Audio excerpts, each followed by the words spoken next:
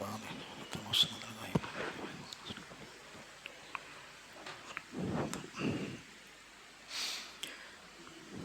الحمد لله نحمده ونستعينه ونؤمن به ونتوكل عليه ونعوذ بالله من شرور أنفسنا ومن سيئات أعمالنا من يهده الله فلا مضل له ومن يضلله فلا هادي له وأشهد أن لا إله إلا الله وحده لا شريك له وأشهد أن محمدا عبده ورسوله أرسله بالهدى ودين الحق ليظهره على الدين كله ولو كره المشركون اللهم صل على محمد وعلى آل محمد كما صليت على إبراهيم وعلى آل إبراهيم اللهم بارك على محمد وعلى آل محمد كما باركت على إبراهيم وعلى آل إبراهيم إنك حميد مجيد أما بعد فإن خير الحديث كتاب الله وخير الهدي هدي محمد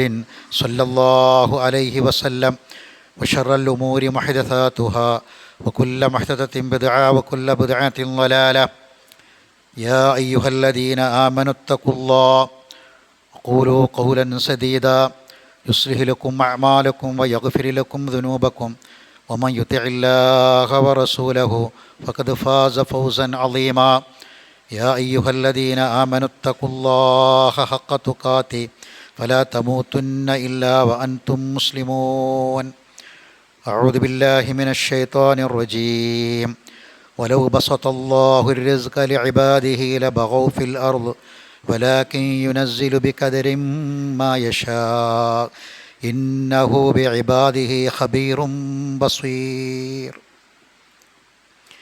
ബഹുമാനരായ സത്യവിശ്വാസികളെ, വിശ്വാസിനികളെ, ജീവിതം മുഴുവനും അള്ളാഹുവിൻ്റെ ആജ്ഞാനിർദ്ദേശങ്ങൾക്ക് വിധേയമാക്കി ഈമാനോടെ തഖ്വയോടെ ജീവിക്കാൻ പരിശ്രമിക്കണമെന്ന് ഓർമ്മപ്പെടുത്തുകയാണ്, വസിയ്യത്ത് ചെയ്യുകയാണ്. അള്ളാഹു നമ്മെ എല്ലാവരെയും അതിനനുഗ്രഹിക്കുമാറാവട്ടെ.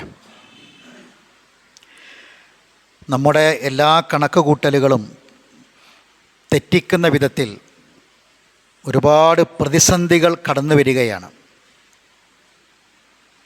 നമ്മുടെ ജീവിതത്തെ നല്ല നിലയിൽ കൊണ്ടുപോകാൻ പ്രയോജനകരമായ ഒന്നാണ് സമ്പത്ത്. ഖിയാമൽ ലിന്നാസ്, ഖുർആൻ പറഞ്ഞു, ജനങ്ങളുടെ നിലനിൽപ്പിനാധാരം. എന്നാൽ നമ്മുടെ കണക്കുകൂട്ടലുകൾ തെറ്റിച്ച്, അഥവാ നമ്മുടെ നിയന്ത്രണങ്ങൾ തെറ്റിക്കും വിധം പ്രതിസന്ധികളിലേക്ക് നീങ്ങിക്കൊണ്ടിരിക്കുന്ന ഒരു മേഖല കൂടിയാണ് സാമ്പത്തിക രംഗം. പഴയ കാലത്ത് പട്ടിണിയുണ്ടായിരുന്നു എന്ന് നമ്മൾ പറയാറുണ്ട്. വയറ് നിറച്ച് ഭക്ഷണം കഴിക്കാനും മാറ്റിയെടുക്കാനും സൗഭാഗ്യം ലഭിക്കാത്ത ഒരുപാട് ആൾക്കാർ, നമ്മുടെ പൂർവികന്മാർ ഈ ഭൂമിയിൽ ജീവിച്ചു മരിച്ചുപോയി. ഇന്ന് നമ്മളൊക്കെ അധ്വാനിക്കുന്നതിനേക്കാൾ അധ്വാനിച്ച ആൾക്കാരായിരുന്നു അവർ. ഒരുപാട് കഠിനാധ്വാനം ചെയ്തവരാണ്, വെയിലേറ്റവരാണ്. നമ്മുടെ നാട് ഇന്ന് ഏറെക്കുറെ ഐശ്വര്യത്തിലാണ്. വീടുകളൊക്കെ മാറി ചെറിയ ചെറിയ കുടിലുകൾക്ക് പകരം വലിയ വീടുകളും വാർപ്പിൻ്റെ വീടുകളും ഒക്കെ വരാൻ തുടങ്ങി. ജീവിതത്തിൽ പണ്ടത്തതിനേക്കാൾ കൂടുതൽ ഐശ്വര്യം ഏറെക്കുറെ വർദ്ധിക്കാൻ തുടങ്ങി. ഇത്തരം അവസ്ഥകൾ വരുമ്പോൾ നമ്മൾ പേടിക്കണം, ഭയപ്പെടണം. കാരണം ഇത് ഒരു നാശത്തിൻ്റെ തുടക്കമാകാം. അല്ലാഹു തആല ഖുർആനിൽ പറഞ്ഞത്, വൈദാ അറദിന അൻ നുഹ്ലിക ഖറിയതൻ അമർനാ മുത്രഫീഹാ ഫഫസഖൂ ഫീഹാ ഫഹഖ അലൈഹിൽ ഖൗലു ഫദമ്മർനാഹ തദ്മീറ. നാം ഒരു നാടിനെ നശിപ്പിക്കാൻ ഉദ്ദേശിച്ചാൽ അവിടെയുള്ള സുഖലോലുപന്മാരായ ആൾക്കാർക്ക് മുന്നറിയിപ്പുകൾ കൊടുക്കും. ഫഫസഖൂ ഫീഹാ, അവരത് അവഗണിച്ചുകൊണ്ട് തോന്നിയ പോലെ അവർ ജീവിക്കും.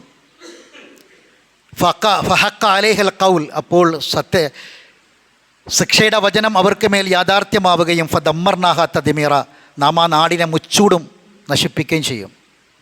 സൂറത്ത് ഇസ്രായിലെ അള്ളാഹുവിൻ്റെ ഒരു മുന്നറിയിപ്പാണ്. ഒരു നാട് നശിപ്പിക്കാൻ ഉദ്ദേശിച്ചാൽ അവിടെയുള്ള സുഖലോലുപന്മാർക്കാണ് മുന്നറിയിപ്പ് കൊടുക്കുക. എന്നാൽ ആ മുന്നറിയിപ്പിന്, അള്ളാഹിൻ്റെ മുന്നറിയിപ്പിനെ അവഗണിക്കുമ്പോൾ പിന്നെ അള്ളാഹ് നാട് നശിപ്പിക്കുമെന്നാണ്. ഇന്ന് സാമ്പത്തിക പ്രതിസന്ധി പല നാടിനെയും പിടിച്ച് കുലുക്കിക്കൊണ്ടിരിക്കുകയാണ്. ഇങ്ങനെയൊക്കെയാണെങ്കിലും ഇതൊക്കെ മറന്നുകൊണ്ടാണ് മനുഷ്യൻ്റെ ജീവിതം. ലഭിക്കുന്ന വരുമാനത്തിനനുസരിച്ചല്ല പലരുടെയും ജീവിതം. ചെലവുകൾ പോയിക്കൊണ്ടിരിക്കുന്നത് വരവിനനുസരിച്ചല്ല. പടച്ചവനെയും പരലോകത്തെയും മറന്ന് തൻ്റെ വരുമാനത്തെക്കുറിച്ച് ആലോചിക്കുകയും ചിന്തിക്കുകയും ചെയ്യാതെ കടം വാങ്ങി അള്ളാഹു നിഷിദ്ധമാക്കിയ പല കാര്യങ്ങളും, പലിശ അടക്കമുള്ള കാര്യങ്ങൾ ജീവിതത്തിലേക്ക് ബന്ധപ്പെട്ട് അങ്ങനെ സുഖിയന്മാരായിട്ട് ജീവിക്കുന്ന ആൾക്കാരെ നമ്മൾ കാണുന്നത്. കുറഞ്ഞ വരുമാനമുള്ള ആളുകൾ പോലും ഉയർന്ന വരുമാനമുള്ള ആൾക്കാർ ജീവിക്കുന്ന പോലെ, അവരൊക്കെ കാണിക്കുന്ന പോലെ കാണിക്കാനാണ് പാടുപെട്ടുകൊണ്ടിരിക്കുന്നത്. പൊങ്ങച്ചങ്ങളും ആർഭാടങ്ങളും ധൂർത്തുകളൊക്കെ നമ്മുടെ നാട്ടിലേക്ക് വരികയാണ്. മനസ്സമാധാനം നഷ്ടപ്പെട്ടവരാണ് ഏറെയും. എന്താ കാരണം? സാമ്പത്തിക വിഷയത്തിലാണ് പലരുടെയും സമാധാനം നഷ്ടപ്പെട്ടുള്ളത്. ഉറക്കം നഷ്ടപ്പെട്ടു പലർക്കും. കാരണം വലിയ കടബാധ്യതകളുണ്ട്. പലരുടെയും വീടുകളും സ്വത്തുക്കളൊക്കെ ജപ്തി നേരിട്ട് കൊണ്ടിരിക്കുകയാണ്. ഇതൊക്കെയാണ് ഇന്ന് നമ്മൾ കാണുന്ന സാമ്പത്തിക രംഗം. നമ്മൾ മരിച്ചു പോകുമ്പോൾ വരുന്ന തലമുറക്ക് ഒരുപാട് കടങ്ങൾ ബാക്കിയാക്കിയിട്ടാണ് പലരും മരിച്ചു പോണത്. താങ്ങാൻ പറ്റാത്ത കടത്തിൻ്റെ ഭാരം മക്കൾക്കും ബാക്കിയുള്ളവർക്കും ബാക്കിയാക്കിയിട്ട് മരിച്ചു പോവുകയാണ് പലരും. തോന്നിയ പോലെ ജീവിച്ച് അങ്ങനെ കടം വാങ്ങി ദൂർത്തടിച്ച് ജീവിച്ച് അവസാനം പിന്നെ അവിടെ ആത്മഹത്യ ചെയ്ത് അവർ വാങ്ങിയ കടവും ബാക്കിയുള്ള കാര്യങ്ങളെല്ലാം ഇത് കൊടുത്തവരും സഹായിച്ചവരൊക്കെ അവർ വലിയ സാമ്പത്തിക പ്രതിസന്ധി നേരിടുകയാണ്. ഈ സഹായിച്ചതിൻ്റെ പേരിൽ ഇങ്ങനെ പല ദുരിതങ്ങളും അനുഭവിച്ചു കൊണ്ടിരിക്കുകയാണ്. അള്ളാഹ് പറഞ്ഞു, എല്ലാവർക്കും അള്ളാഹ്ക്ക് കൈ അണിഞ്ഞാണ്ട് കൊടുത്താൽ മതി, എല്ലാവരും ജീവിക്കട്ടെ അടിച്ചു പൊളിച്ച്. പക്ഷെ അള്ളാഹിൻ്റെ നടപടിക്രമം അങ്ങനല്ല. സൂര്യനെയും ചന്ദ്രനെയും ഭൂമിയെയും ഗ്രഹങ്ങളെയും ഒക്കെ സംവിധാനിച്ച റബ്ബ്, ഇതിനൊക്കെ വ്യത്യസ്തമായ രൂപത്തിൽ സൃഷ്ടിച്ച റബ്ബ് ഈ വിഷയത്തിലും വലു ബസത്തല്ലാഹു റിസ്ഖൽ ഇബാദി, അള്ളാഹ് തൻ്റെ അടിമകൾക്ക് എല്ലാവർക്കും ഉപജീവനം റിസ്ക്കാണ്ട് വിശാലമാക്കി കൊടുത്തിരുന്നുവെങ്കിൽ ലബഗൗ ഫിൽ അർളി, സുബ്ഹാനല്ലാഹ്, ലബഗൗ ഫിൽ അർളി, എല്ലാവർക്കും അങ്ങനെ കൊടുത്താൽ എന്താ ഉണ്ടാകാൻ പോകുന്നറിയോ? ഭൂമിയിൽ അവർ അതിക്രമം കാണിക്കുന്ന, ജീവിക്കാൻ പറ്റൂല ഇവിടെ സ്വസ്ഥമായിട്ട്. അങ്ങനെയുള്ള അവസ്ഥയെ തിരിച്ചു വരിക. വലാക്കിൻ യുനസ്സിലു ബി ഖദരിൻ മാ യശാ, പക്ഷെ അള്ളാഹു ഒരു ഖദറനുസരിച്ച്, ഒരു അളവനുസരിച്ച് പടച്ചോൻ കാര്യങ്ങൾ ഇറക്കുക. ഇന്നഹു ബി ഇബാദിഹി ഖബീറും ബസീർ, അള്ളാഹു തൻ്റെ അടിമകളെ ശരിക്ക് കണ്ടറിയുന്നവനും നിരീക്ഷിക്കുന്നവനും കണ്ടറിയുന്നവനും സൂക്ഷ്മമായി അറിയുന്നവനും അറിയാം. അള്ളാഹ്ക്കറിയാം മനുഷ്യൻ്റെ എല്ലാവരുടെ കയ്യിലേക്കും മനുഷ്യന്മാർക്ക് കണ്ടമാനം പൈസ കൊടുത്താൽ, പണം കൊടുത്താൽ എന്താണ് ഈ നാട്ടിലുണ്ടാകുക, മനുഷ്യന്മാർ എന്ത് ചെയ്യുമെന്ന് അള്ളാഹ്ക്കറിയാം. അതുകൊണ്ടാണ് അള്ളാഹു അങ്ങനെ ചില ആളുകൾക്ക് കുറച്ചും ചില ആളുകൾക്ക് കൂടുതലൊക്കെ കൊടുത്തിട്ട് അതിലൊരു വേരിയേഷൻ അള്ളാഹു വെച്ചിട്ടുള്ളത് അതുകൊണ്ടാകുന്നു എന്നാണ്. ഇതൊരു സന്തുലനാവസ്ഥ നിലനിർത്താൻ വേണ്ടിയിട്ടാണ്. പണം ചെലവഴിക്കുന്നിടത്ത് ഇസ്ലാമിന് വ്യക്തമായ കാഴ്ചപ്പാടുണ്ട്. പണം എന്താണെന്ന് ഇസ്ലാം പഠിപ്പിച്ചിട്ടുണ്ട്. എന്തിലൊക്കെ ചെലവഴിക്കണമെന്ന് പറഞ്ഞു, വ്യക്തമായ കാഴ്ചപ്പാട് ഇസ്ലാമിനുണ്ട്. ദൂർത്തുണ്ടാകാൻ പാടില്ല എന്ന് പറഞ്ഞു. വാതിദൽ ഖുർബ ഹഖഹു, അടുത്ത ആൾക്കാർക്കൊക്കെ അവരെ ഹക്ക് കൊടുക്കി. വൽ മിസ്കിൻ, മിസ്കിന്മാർക്കും അബിൻ സബീൽ, അവരൊക്കെ തൻ്റെ സ്വത്തിന് അവകാശികളാണ്, കൊടുക്കണം. ഫലാ തുബദിർ തബ്ദീറ, ദൂർത്തടിക്കരുത്. കാരണം ഇന്നൽ മുബദ്ദിരീന കാനൂ ഇഖ്വാന ഷയാത്തീൻ, ഷൈത്താൻ്റെ സഹോദരങ്ങളാണ്. വകാന ഷൈത്താനി റബ്ബി കഫൂറ, ഷൈത്താൻ തൻ്റെ നാഥന് നന്ദികേട് കാണിച്ചവനാണ്. വലാ തജിയൽ യദക മഗ്ലൂലത്തൻ ഇലാ ഉനുഖിക, അതുകൊണ്ട് പിശുക്ക് വേണ്ട, ഒന്ന് ദൂർത്തു പാടില്ല, രണ്ട് പിശുക്ക് വേണ്ട. ചിലവഴിക്കേണ്ടോടത്ത് ചിലവഴിക്കണം, ആവശ്യമുള്ളോടത്ത് ചിലവഴിക്കണം. നിൻ്റെ കയ്യിനെ നീ പിരടിലേക്ക് കെട്ടരുത്. വലാ തബ്സുതു കുല്ലൽ ബസ്ത്, അനാവശ്യമായി ചിലവാക്കി കൈ അയച്ചു വിടുകയും ചെയ്യരുത്. ഫതഖൂദ മലൂമ മഹ്സൂറ, അങ്ങനെ വന്നാൽ നീ ആക്ഷേപിക്കപ്പെട്ടവനും അപമാനിക്കപ്പെട്ടവനും നിന്ദനുമായിട്ടിരിക്കേണ്ടി വരും എന്ന് അല്ലാഹു പറഞ്ഞു. വല്ലദീന ഇദാ അൻഫഖു ലം യുസ്രിഫു വലം യഖ്തുറു വകാന ബൈന ദാലിക ഖവാമ, ചിലവഴിക്കുകയാണെങ്കിൽ ദൂർത്തടിക്കരുത്, പിശുക്ക് കാണിക്കുകയും ചെയ്തരുത്. അതിന് രണ്ടിൻ്റെയും ഇടയിലുള്ള ഒരവസ്ഥ. ശരിക്ക് ദൂർത്തടിക്കരുതെന്ന് പറയാം, പിശുക്കും കാണിക്കരുതെന്ന് പറഞ്ഞാൽ പിന്നെ എന്താണെന്ന് മനസ്സിലായി. പക്ഷെ പടച്ചോൻ തിരിച്ച് പറഞ്ഞുതരാം. ചില ആൾക്കാർക്ക് സൂചന കൊണ്ടും അല്ലെങ്കിൽ ഒന്നോ രണ്ടോ തവണ പറഞ്ഞാലൊന്നും മനസ്സിലാവില്ല. അപ്പോൾ അള്ളാഹ് പറയണേ, അതിനിടയിൽ ദൂർത്തടിക്കരുത്, പിശുക്കും കാണിക്കരുത് എന്ന് പറഞ്ഞാൽ തന്നെ അതിൻ്റെ ഇടയിലുള്ളതാണ്. എന്നിട്ട് അള്ളാഹ് വീണ്ടും ആയത്തിലൂടെ അള്ളാഹ് പറയാണ് അതിനിടയിലുള്ള ബൈന ദാലിക ഖവാമ, ഇടയിലുള്ള മാർഗം സ്വീകരിക്കണമെന്ന്. പ്രധാനമായി 6 മേഖലകൾ ശ്രദ്ധിക്കണം. സാമ്പത്തിക പ്രതിസന്ധി വരാൻ കാരണമാകുന്ന 6 മേഖലകളുണ്ട്. ഈ പ്രൗഢിയും പൊങ്ങച്ചൊക്കെ കാണിക്കാൻ വേണ്ടി മനുഷ്യന്മാർ സാമ്പത്തികമായി നിയന്ത്രണങ്ങളില്ലാതെ പണം ചെലവാക്കിയിട്ട് സാമ്പത്തിക പ്രതിസന്ധി വരുത്തുന്ന 6 മേഖലകളുണ്ട്. അതിൽ ഒന്ന് വീടാണ്. വീടെന്താണ്? അള്ളാഹു പറഞ്ഞു, വല്ലാഹു ജഅലലക്കും മിൻ ബുയൂത്തിക്കും സക്കന. അള്ളാഹു ഇത്ര സമാധാനത്തോടെ ശാന്തമായി നിങ്ങൾ ജീവിക്കാൻ വേണ്ടി വീടുകൾ നിങ്ങൾക്ക് ഉണ്ടാക്കാനുള്ള സംവിധാനം പടച്ചോൻ തന്നത്. വീടുണ്ടാക്കി തന്നത് അതിനാ, സമാധാനത്തോടെ സന്തോഷത്തോടെ ജീവിക്കാൻ. സഹോദരന്മാർ, എത്ര ആൾക്കാർ വീട് സമാധാനത്തോടെ ജീവിക്കുന്നുണ്ട്? ഇന്ന് നമ്മളെ വീട്ടിൻ്റെ അവസ്ഥക്ക് എന്താ? വീടുകൾ ഉണ്ടാക്കുന്നു, ഗംഭീര വീടുകൾ ഉണ്ടാക്കുന്നു, അയൽവക്കത്തേക്കാൾ കുടുംബത്തേക്കാളൊക്കെ കടം വാങ്ങി കുറേ കാലം ഗൾഫിലൊക്കെ ജോലി ചെയ്തിട്ട് പിന്നെ ആ ജോലി ചെയ്തത് മുഴുവനും ഉപയോഗിച്ച് കടം വാങ്ങിയിട്ട് അവസാനം ആ കടം വീട്ടാൻ കഴിയാതെ അവസാനം ആ വീട് വിട്ടുപോകേണ്ട മാനക്കേട് ഉണ്ടാവുകയാണ് പലർക്കും. എന്തൊക്കെ ഈ ഒരു സമാധാനത്തോടെ ആ വീട്ടിൽ കിടന്നുറങ്ങാൻ പറ്റുമോ? അവർ ചെറിയ കൂരയാണെങ്കിൽ പോലും ആ വീട്ടിൽ അതിൻ്റെ പേരിൽ പിന്നെ മനസ്സ് അവിടെ ഉറങ്ങാൻ പറ്റാത്ത പ്രയാസം ഉണ്ടാവരുത്. സാമ്പത്തിക വിഷയത്തിൽ ഉറങ്ങാൻ പറ്റണം, സമാധാനത്തോടെ കിടന്നുറങ്ങാൻ പറ്റണം. അത് പോയി. രണ്ടാമത്തെ കാര്യമാണ്, 6ൽ രണ്ടാമത്തെ കാര്യമാണ് വാഹനം. വാഹനത്തിൻ്റെ പേരിൽ ഇന്ന് ആളുകൾക്ക് ഇന്ന് കാറും സ്കൂട്ടറൊന്നും ഇല്ലാത്ത വീടൊന്നുമില്ല.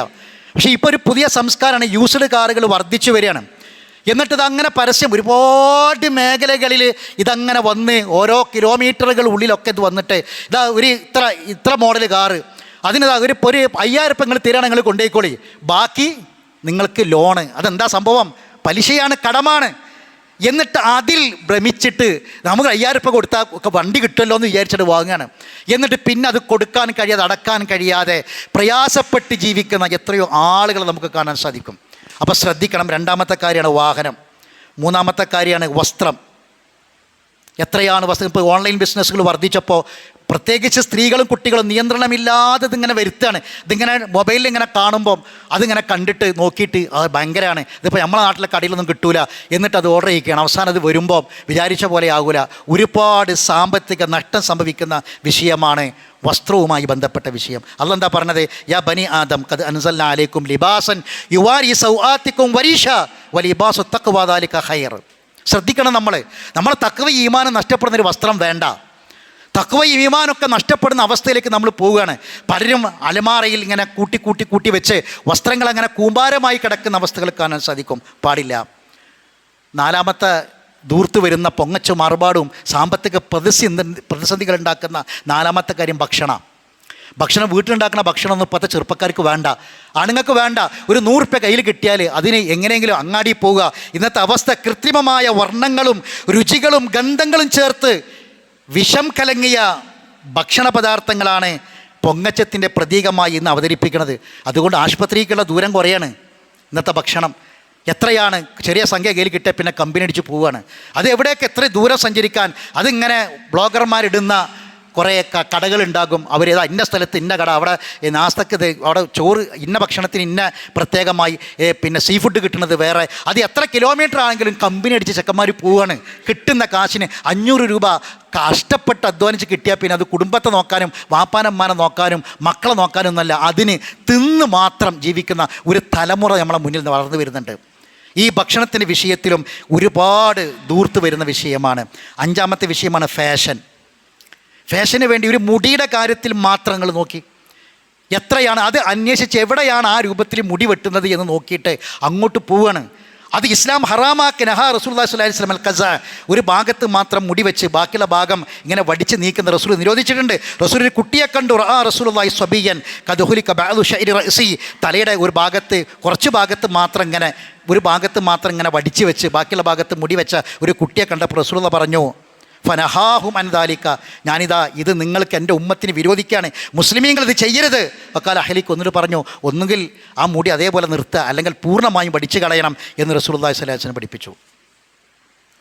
6ാമത്തെ വിഷയമാണ് ദൂർത്തും പൊങ്ങച്ചും കടന്നു വരുന്ന 6ാമത്തെ രംഗമാണ് മാമൂലുകൾ. മഅമൂൽ എന്ന വാക്കുന്നുണ്ടായത്. മഅമൂൽ എന്ന് പറഞ്ഞാൽ എന്താ? മഅമൂൽ എന്ന അറബി, അമില, മഅമൂൽ എന്ന് പറഞ്ഞാൽ അമില എന്ന വാക്കുന്നുണ്ടായതാണ്. ആ മഅമൂൽ എന്ന അറബി പദത്തിൽ നിന്നാണ് മാമൂൽ ഉണ്ടായത്. മഅമൂൽ എന്ന് പറഞ്ഞാൽ ആരോ ഒരാൾ ചെയ്തത്, എന്നോ ഒരാൾ ചെയ്തത്, അതാണ് മഅമൂൽ എന്ന് പറഞ്ഞാൽ. ആരോ ചെയ്തൊരു സംഗതി അത് നാട്ടു നടപ്പായിട്ട് വരിക, ആചാരമായിട്ട് വരിക, എന്നിട്ട് അതിൻ്റെ പേരിൽ ഒരുപാട് പൈസ ചിലവാക്കുക, അങ്ങനെ സാമ്പത്തിക നഷ്ടം വരിക, നിങ്ങളൊന്ന് ആലോചിച്ചൊക്കെ ജനിച്ചത് മുതൽ മരിച്ചത് വരെ നമ്മുടെ നാട്ടിൽ പ്രത്യേകിച്ച് തീരദേശങ്ങളിലൊക്കെ കാണുന്നത് ഒരുപാട് മാമൂലുകൾ കൊണ്ട് ചുറ്റും മാരകമായ മാമൂലുകളാണ് നമ്മുടെ നാട്ടിൽ നടക്കുന്നത്. സാമ്പത്തിക പ്രതിസന്ധികൾ ഉണ്ടാക്കുന്ന, കുടുംബ ഭദ്രതയെ തകർത്ത് കളയുന്ന മാമൂലുകൾ ഉണ്ടാവുകയാണ്. ജനിച്ചാൽ ഒരു പെണ്ണായാൽ പിന്നെ പ്രായം തികഞ്ഞാൽ പിന്നെ ഒരു കല്യാണം തന്നെയാണ് അവിടെ. എല്ലാവരും നാട്ടുകാരെയും കുടുംബത്തൊക്കെ വിളിച്ച് ഭക്ഷണം ഉണ്ടാക്കിയിട്ട് അങ്ങനെ പിന്നെ പെണ്ണിനെ കാണാൻ വരുന്ന ആൾക്കാർ ഡ്രസ്സ് കൊണ്ടൊരു പ്രായം തികഞ്ഞാൽ ആ കുട്ടി ആ കുടുംബക്കാരെ അറിയിക്കുക വരുന്നവരൊക്കെ ഡ്രസ്സ് കൊണ്ടുവരണം, അതുപോലെ തന്നെ പെണ്ണിന് പൊന്ന് കെട്ടണം. ഇങ്ങനെയുള്ള പരിപാടികളൊക്കെയാണ്. എല്ലാവരും വിളിച്ചിട്ട് ഒരു ഭക്ഷണ പരിപാടി, എത്ര പൈസ പാടി. ഇതൊക്കെ പലപ്പോഴും ഈ പെൺകുട്ടിക്ക് പ്രായമായാൽ സ്വകാര്യമായിട്ട് വെക്കണം, നാട്ടിൽ അറിയിക്കല്ല വേണ്ടത്. ആ പെണ്ണിന് ദീനി പഠിപ്പിച്ചു കൊടുക്കണം. പ്രായമായി ഇനി നിയന്ത്രണങ്ങളുണ്ട്, നിസ്കാരം കുളിച്ച് എങ്ങനെ വൃത്തിയാകണം, ഇതൊക്കെ പഠിപ്പിച്ചു കൊടുക്കാൻ വേണ്ടത്. ഇതാണ് പെണ്ണിൻ്റെ ഉമ്മാര് ചെയ്യേണ്ടത്.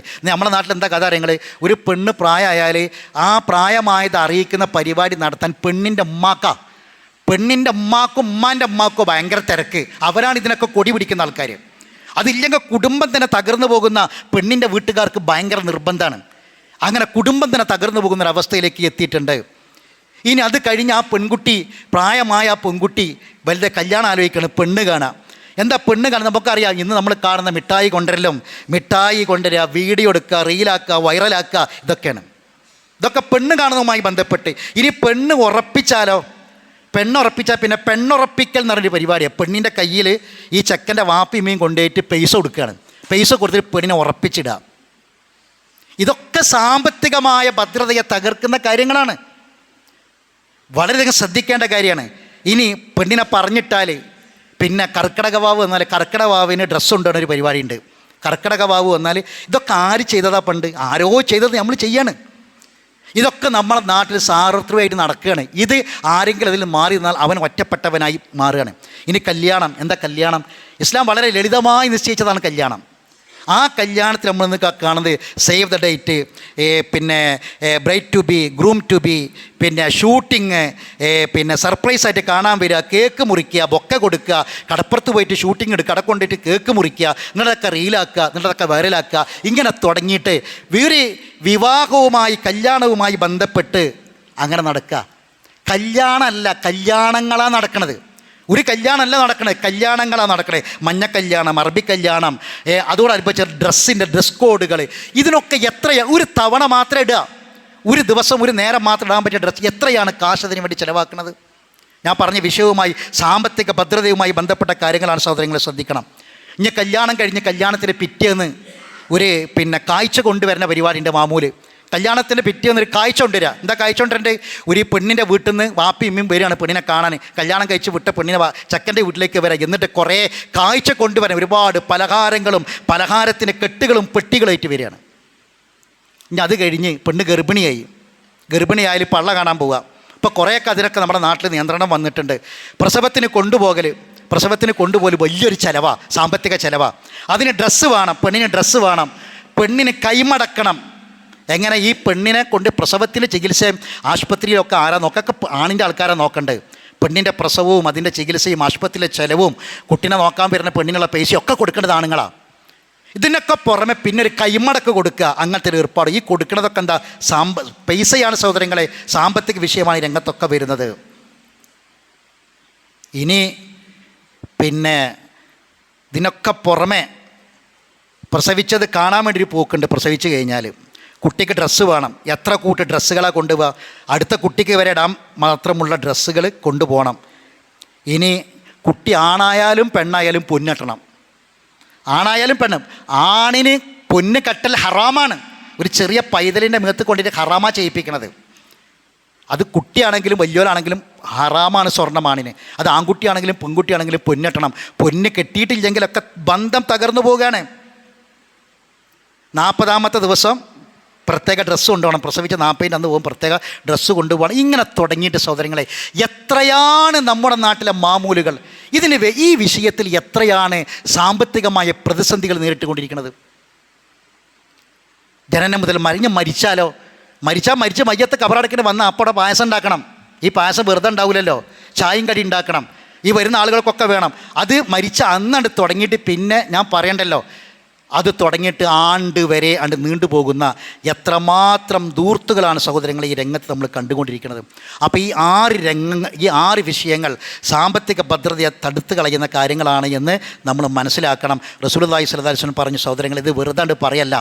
നമ്മളെ കയ്യിൽ അള്ളാഹ് പൈസ തന്നിട്ടുണ്ടെങ്കിൽ തന്ന നയാ പൈസയെപ്പറ്റി ചോദിക്കാതെ മരണത്തിന് ശേഷം ഒരു ജീവിതമുണ്ട് എന്ന് സത്യമാണ് എന്ന് വിശ്വാസമുണ്ടോ?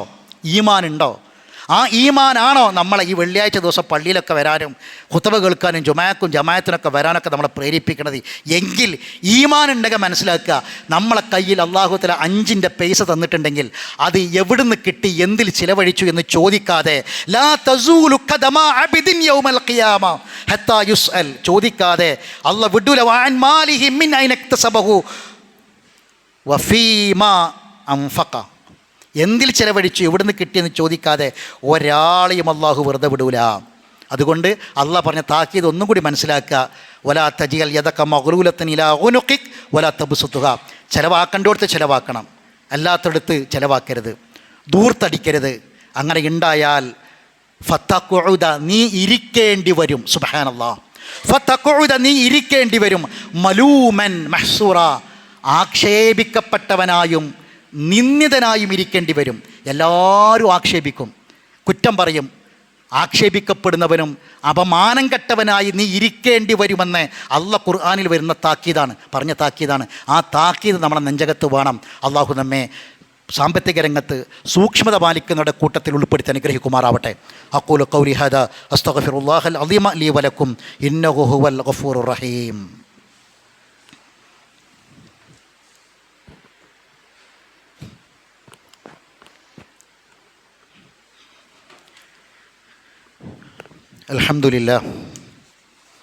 അൽഹംദുലില്ലാഹി റബ്ബിൽ ആലമീൻ വസ്സലാത്തു വസ്സലാമു അലാ അഷ്റഫിൽ അംബിയാഇ വൽ മുർസലീൻ നബിയ്യിനാ മുഹമ്മദിൻ വഅലാ ആലിഹി വഅസ്ഹാബിഹി അജ്മഈൻ. അമ്മാ ബഅദ്. അയ്യുഹന്നാസ് ഇത്തഖുല്ലാഹ ഇബാദല്ലാഹ്, അള്ളാഹുവിൻ്റെ വിധിവിലക്കുകളെ സൂക്ഷിക്കണമെന്ന് ഒരിക്കൽ കൂടി ഓർമ്മപ്പെടുത്തുകയാണ്. ഇന്ന് ജൂലൈ 11 ലോക ജനസംഖ്യാ ദിനമായി ആചരിക്കുന്നൊരു ദിനമാണ്. ഈ വർഷത്തെ ലോക ജനസംഖ്യാ ദിനത്തിൻ്റെ പ്രമേയമായി പറഞ്ഞത്, ന്യായവും പ്രതീക്ഷയുമുള്ള ഒരു ലോകത്ത് അവർ ആഗ്രഹിക്കുന്ന കുടുംബങ്ങളെ സൃഷ്ടിക്കാൻ യുവാക്കളെ ശാക്തീകരിക്കുക എന്നതാണ് ഇപ്പോൾ ഈ വർഷത്തെ പ്രമേയം. ഇതെന്തിനാ ഉണ്ടാക്കിയെന്നറിയോ? ജനസംഖ്യാ ദിനം എന്നൊരാചാരം ഉണ്ടാക്കിയത് ജനസംഖ്യാ വർധനവ് മൂലം ലോകം നേരിടുന്ന പ്രശ്നങ്ങളെക്കുറിച്ച് അവബോധം ഉണ്ടാക്കാനാണ്. ജനസംഖ്യാ വർധനവ് നിമിത്തം ലോകം നേരിടുന്ന പ്രതിസന്ധികളെക്കുറിച്ചുള്ള ബോധം ഉണ്ടാക്കാനാണ് ഈ ദിനം ആചരിക്കാൻ തുടങ്ങിയത്. പക്ഷേ ഇന്ന് കൊടുത്ത പ്രമേയം എന്താണെന്ന് അറിയുങ്ങൾ, ചെറുപ്പക്കാർക്ക് ആ കുടുംബത്തെ സൃഷ്ടിക്കാൻ യുവാക്കൾക്ക് ശക്തി കൊടുക്കുക എന്നുള്ളതാണ്. എന്ന് പറഞ്ഞാൽ ഇന്നിപ്പോൾ ലോകത്ത് കുട്ടികൾ വേണ്ട, 2 മതി, പിന്നെ 1 മതി എന്ന് പറഞ്ഞു. എന്താ കാരണം? ദാരിദ്ര്യം ഭയന്ന്, ഇവിടെ വിഭവങ്ങൾ ഉണ്ടാകില്ല ആൾക്കാർ കൂടിയാൽ എന്ന് പറഞ്ഞ് ദാരിദ്ര്യം ഭയന്ന രാജ്യങ്ങളൊക്കെ ഇന്ന് എന്താ ചെയ്യുന്ന അറിയങ്ങൾ? എല്ലാം മാറി.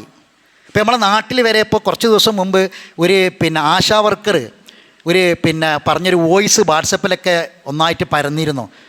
ഈ വാർഡിൽ ഗർഭിണികളായ ആരും ഇല്ലട്ടോ, ചെറുപ്പക്കാരൊക്കെ ഒന്ന് ഉഷാറായിട്ടൊന്ന് ഇറങ്ങിട്ടോ, കുട്ടികളില്ല എന്നൊക്കെ പറഞ്ഞിട്ട് ഒരു ആശാ വർക്കർ ഇട്ട ഒരു വോയിസ് പരന്നിരുന്നു എല്ലായിടത്തും. ഇതൊരു തമാശയല്ല, ഇത് സത്യം തന്നെയാണ്. ഇന്ന് ലോകത്ത് ആലോചിക്കണം നിങ്ങൾ, ജനസംഖ്യ കൊണ്ട് പ്രയാസം ഉണ്ടാകുമെന്ന് പറഞ്ഞ ലോകത്ത് ഇന്ന് ജപ്പാനിലും ചൈനയിലൊക്കെ കുട്ടികളില്ലെങ്കിൽ റേഷൻ കാർഡ് വരെ കട്ട് ചെയ്യാണ്. ഇപ്പോൾ റഷ്യയിൽ ഇപ്പോൾ ഈ അടുത്ത ദിവസം നമ്മൾ വായിച്ചു, പത്രത്തിലൊക്കെ വായിച്ചു, ഇപ്പോൾ ഒരു മിനിസ്ട്രി ഓഫ് സെക്സ് എന്നൊരു ഏർപ്പാടിനെ തുടങ്ങുകയാണ്.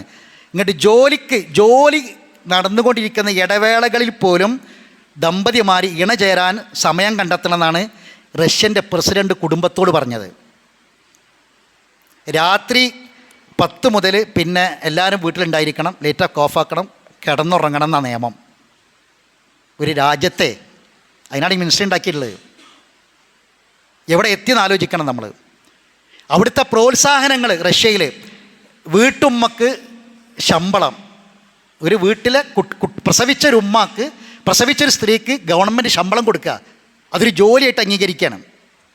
എന്ന് മാത്രമല്ല, വിവാഹിതരാകുന്ന ആൾക്കാർക്ക്, ചെറുപ്പക്കാർക്ക് ആ വിവാഹത്തിൻ്റെ ആദ്യ പകലിൽ ചിലവാക്കാൻ വേണ്ടി 4392 രൂപ റിഷ കൊടുക്കുക, കല്യാണത്തിൻ്റെ അന്ന് ചിലവഴിക്കാൻ വേണ്ടി.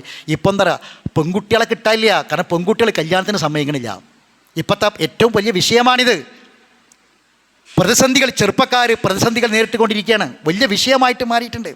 അപ്പോൾ അതുകൊണ്ട് കല്യാണത്തിൻ്റെ അന്ന് ചിലവഴിക്കാൻ വേണ്ടി പൈസ കൊടുക്കുകയാണ്. ഇനി ആദ്യ ദിവസം കല്യാണത്തിൻ്റെ അന്ന് ആദ്യ രാത്രിയിൽ ചിലവഴിക്കാൻ വേണ്ടിയിട്ട് 23,122 രൂപയാണ് റഷ്യ കൊടുക്കുന്നത്. കല്യാണത്തിൻ്റെ ആദ്യ രാത്രി ചിലവാക്കാൻ വേണ്ടിയിട്ട് ഒരു രാജ്യം കൊടുക്കുകയാണ്. എന്നാൽ ഒരു 18 വയസ്സിനും 23 വയസ്സിനും ഇടയ്ക്ക് ഏകദേശം പഠിക്കുന്ന കുട്ടികളായിരിക്കും. ഇപ്പോൾ ഡിഗ്രിക്കൊക്കെ പഠിക്കുന്ന, ഉയർന്നൊക്കെ പഠിക്കുന്നവരായിരിക്കും. അപ്പോൾ പഠിക്കുകയാണെന്ന് പറഞ്ഞ് പെൺകുട്ടികൾ, ഇന്ന് കല്യാണം കഴിക്കാൻ പെൺകുട്ടികളെ വിസമ്മതിക്കുന്നത്, ഞങ്ങൾ പഠിക്കുകയാണ്, എന്നിട്ട് ഞങ്ങൾക്ക് ഒരു 2 കാലം നിൽക്കാനുള്ള ശക്തി ഉണ്ടാകട്ടെ, ഒരു വരുമാനം ഞങ്ങൾക്ക് ഉണ്ടാകട്ടെ, എന്തെങ്കിലും പിന്നെ ഭർത്താവിൻ്റെ വീട്ടിലുള്ള പ്രശ്നങ്ങളൊക്കെ അതിജയിക്കാൻ പറ്റുള്ളൂ എന്നൊക്കെ പറയണത്. അപ്പോൾ റഷ്യ പറയണം 18നും 23 വയസ്സിനിടയ്ക്ക് വിദ്യാർത്ഥിനികൾ ഗർഭിണിയായാൽ 1,00,000 രൂപ കൊടുക്കുക ഓഫർ. ഇനി കുട്ടി ജനിച്ചാൽ 10 ലക്ഷം രൂപ കൊടുക്കണത് റഷ്യയിൽ. നമ്മൾ ദാരിദ്ര്യം ഭയന്ന് കുട്ടികളെ നിയന്ത്രിച്ചവരാ. അള്ള പറഞ്ഞു, ലാ തഖ്തുലു ഔലാദക്കും ഖശ്യത ഇംലാഖ്, ദാരിദ്ര്യം ഭയന്ന് കുട്ടികളെ കൊല്ലരുത്, നിയന്ത്രണം വെക്കരുത്. അശ്ശൈത്താനു യഅദുകുമുൽ ഫഖ്റ, ശൈത്താനാണ് ദാരിദ്ര്യം പറഞ്ഞ് നിങ്ങളെ പേടിപ്പിക്കുന്നത്. നഹ്നു നർസുഖുഹും വയ്യാക്കും, നിങ്ങൾക്കും അവർക്കും റിസ്ക് ഞാനാണ് നൽകുന്നത്. തസവ്വജൽ വലൂദൽ വദൂദ്, ധാരാളം പ്രസവിക്കുന്ന പെണ്ണിനെ കെട്ടിക്കോളി എന്ന റസൂൽ പറഞ്ഞത്. അവൾക്ക് ധാരാളം സ്നേഹിക്കാൻ കഴിയും.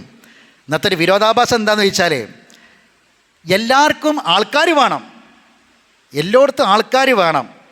സ്കൂളിൽ കുട്ടികളില്ലെങ്കിൽ മാഷുമാർക്ക് പണി പോകും, മാഷുമാർ കുട്ടികളെ തിരഞ്ഞെടുക്കുക. അപ്പോൾ സ്കൂളിൽ മാഷുമാർക്ക് കുട്ടികൾ വേണം, കലാലയങ്ങൾക്ക് കുട്ടികൾ വേണം. ബസ്സിൽ നാട്ടിൽ ആൾക്കാരുണ്ടെങ്കിൽ ബസ് ഓടുകയുള്ളൂ, ട്രെയിൻ ഓടുകയുള്ളൂ, വിമാനത്തിൽ ആൾക്കാർ വേണം, പോളിംഗ് ബൂത്തിലും ആൾക്കാർ വേണം. പോളിംഗ് ബൂത്തിൽ ആൾക്കാരില്ല കഴിഞ്ഞാൽ ഇവിടെ വരിക്കാൻ പറ്റുമോ? ഇവിടെയൊക്കെ ആൾക്കാർ വേണം. നോക്കൂ നിങ്ങൾ, എല്ലായിടത്തും ആൾക്കാർ വേണം. പക്ഷേ നമ്മളെ കാഴ്ചപ്പാട് ഇങ്ങനെയാണ്, ദാരിദ്ര്യം വരുന്നത്. എന്താ അള്ള പറഞ്ഞതെന്നറിയാം? അള്ള പറഞ്ഞത് ഇതൊക്കെ കുറേയൊന്നുമല്ല, നല്ലതുണ്ടാവണം എന്നല്ല പറഞ്ഞത്. മക്കളാണെങ്കിലൊക്കെ നല്ലതുണ്ടാവണം എന്ന് പഠിപ്പിച്ചു. മതം പറഞ്ഞതാണ് മക്കൾ വേണം, പക്ഷെ നല്ലതാവണം എന്നാണ്. ഇസ്ലാം പറഞ്ഞു ഭാര്യാഭർത്ത് ശാരീരിക ബന്ധം കൂലി കിട്ടുന്ന കാര്യമാണ്, പുണ്യാണ്. പടച്ചോമ്പാത്ത് കൂലി കിട്ടുന്ന കാര്യമാണ്. മുലയൂട്ടൽ പുണ്യാണ്, ദാമ്പത്യം പുണ്യമാണ്, മക്കൾക്കും ഇണക്കും ചെലവിന് കൊടുക്കൽ പുണ്യാണ്. ഇതൊക്കെ പഠിപ്പിച്ചു. എന്നിട്ട് ഇതൊക്കെ എന്താണ്? സന്താനങ്ങൾ ഉണ്ടാവണം, ജനസംഖ്യ ഉണ്ടാവണം, സമാധാനത്തോടെ സന്തോഷത്തോടെ ജീവിക്കണം. കുറേ നാടിൽ പെറ്റുപെരുകലല്ല, ഉള്ളത് നന്നാക്കി വളർത്തിയെടുക്കാൻ ശ്രമിക്കണം എന്ന് പഠിപ്പിച്ചു. പള്ളിക്കൽ ആൾ വേണം, മദ്രസയിൽ കുട്ടികൾ വേണം, അറബി കോളേജിൽ കുട്ടികൾ വേണം. മദ്രസയും പള്ളിയും അറബി കോളേജൊക്കെ നിറയട്ടെ, ഇതാ വേണ്ടത്. ഇതാണ് ഇസ്ലാം പറയുന്ന കാഴ്ചപ്പാട്. അവിടെയാണ് സഹോദരങ്ങളെ. അതുകൊണ്ട് ഇസ്ലാം പറഞ്ഞെടുത്ത് ഒരിക്കലും പരാജയം ഉണ്ടാവില്ല. അതാണ് ആത്യന്തികമായി നിലനിൽക്കുന്ന പ്രായോഗികമായ രീതികൾ എന്ന് നമ്മൾ മനസ്സിലാക്കുക. ഇവിടെയൊക്കെയും നമ്മുടെ ജീവിതം സന്തോഷപ്രദമാകണമെങ്കിൽ അള്ളാഹു നമുക്ക് നൽകിയ, അവൻ നമ്മുടെ കയ്യിൽ ഏൽപ്പിച്ചിട്ടുള്ള ഖുർആനുകൾ നോക്കി എവിടെ ചിലവഴിക്കാൻ പറഞ്ഞതും നിങ്ങൾക്ക് തന്നതിൽ നിന്ന് ചിലവാക്കിക്കൊള്ളുന്ന പറഞ്ഞത്, അതല്ലാത്തൊരു സ്ഥലം പോലും ഇല്ല. അതുകൊണ്ട് അത് അള്ള തന്നത് അള്ള പറഞ്ഞ പോലെ ചിലവഴിക്കണം. അനാവശ്യമായി സമ്പത്ത് ചിലവഴിക്കുന്ന ഏതൊരു മേഖലയെയും, ഞാനീ പറഞ്ഞ 6 രംഗങ്ങളിൽ ഏത് രംഗമായിരുന്നാലും, 6ാമത്തത് ഞാൻ പറഞ്ഞ മാമൂലുകൾ അടക്കമുള്ള കാര്യങ്ങളിൽ നമ്മൾ വളരെയധികം ശ്രദ്ധിക്കണം. നാളെ പരലോകത്ത് നമ്മൾ ഇവിടുന്ന് പോകുമ്പോൾ 3 കഷ്ണം തുണി കുറച്ച് പരുത്തിയേറ്റേ പോവുള്ളൂ. പക്ഷേ നമ്മളെ കയ്യിൽ റബ്ബ് തരാൻ തുടങ്ങിയ അന്ന് മുതൽ ഉള്ളത് മരിക്കുന്നത് വരെ തന്നതിനെക്കുറിച്ച് പടച്ചവൻ ചോദിക്കും. മറുപടി പറയാതെ, കണക്ക് പറയാതെ, കണക്ക് ബോധിപ്പിക്കാതെ ഒരു പാൽപാദം മുന്നോട്ട് വെക്കാൻ നമ്മളെക്കൊണ്ട് സാധിക്കില്ല. അതുകൊണ്ട് ആ ശ്രദ്ധയും ജാഗ്രതയും ഈ വിഷയത്തിൽ വേണം. അല്ലാഹു സുബ്ഹാനഹു വ തആല സൂക്ഷ്മതയോടുകൂടി ജീവിക്കാൻ നമ്മെ എല്ലാവരെയും അനുഗ്രഹിക്കുമാറാവട്ടെ.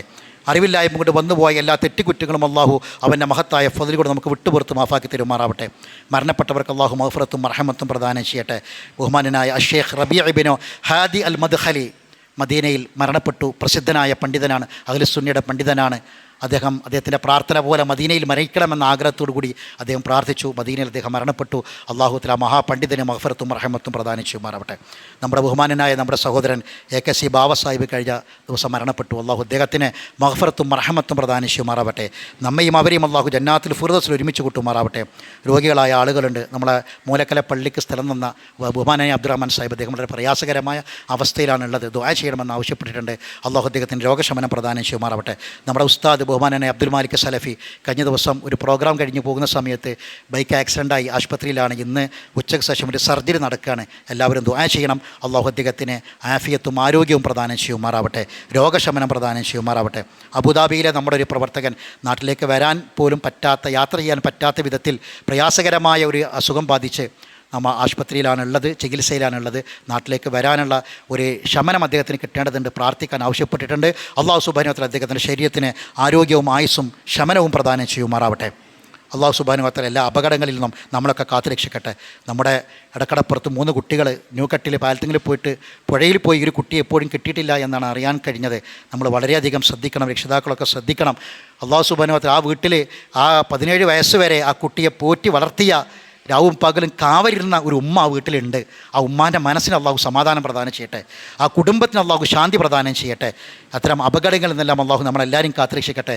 തലപ്പാറയിൽ 24 വയസ്സുള്ള ചെറുപ്പക്കാരൻ നോമ്പിൻ്റെ മുഹറം നോമ്പ് നോറ്റ് നോമ്പുറക്കാൻ വേണ്ടി കട വാങ്ങാൻ വേണ്ടി പോയതാണ്. സർവീസ് റോഡിലൂടെ ഒരു ലോറി വന്നിടിച്ച് ആ പുഴയിലേക്ക് മറിഞ്ഞ് 2ാമത്തെ ദിവസമാണ് മയ്യത്ത് കിട്ടിയത്. അള്ളാഹു സുബ്ഹാനഹു വ തആല ഷഹീദിൻ്റെ പദവി നൽകി അനുഗ്രഹിക്കുമാറാവട്ടെ. അള്ളാഹു തആല എല്ലാ അപകടങ്ങളിൽ നിന്നും നമ്മളെ എല്ലാവരെയും കാത്തുരക്ഷിക്കുമാറാവട്ടെ. അള്ളാഹു മുഗ്ഫിറുൽ മുഅ്മിനീന വൽ മുഅ്മിനാത്ത് വൽ മുസ്ലിമീന വൽ മുസ്ലിമാത്ത് വഹിയാഹും മിൻഹും വൽ അംവാത്ത് ഇന്നക മുജീബു ദഅവാതി യാ ഖാദിൽ ഹജാത്ത്. അല്ലാഹുമ്മ അജ്രിനാ മിനൻ നാർ, അല്ലാഹുമ്മ അജ്രിനാ മിനൻ നാർ, അല്ലാഹുമ്മ അഅതിഖ് റിഖാബനാ മിനൻ നാർ വറിഖാബ ആബാഇനാ വഉമ്മഹാതിനാ വഅസ്വാജിനാ വഇഖ്വാനിനാ അൽ മുസ്ലിമീന അജ്മഈന യാ റബ്ബൽ ആലമീൻ. അല്ലാഹുമ്മ അഇസ്സൽ ഇസ്ലാമ വൽ മുസ്ലിമീൻ വഅദിൽ അശ്ശിർക വൽ മുശ്രിക്കീൻ വദമ്മിർ അഅദാഅക വഅദാഅ الدين.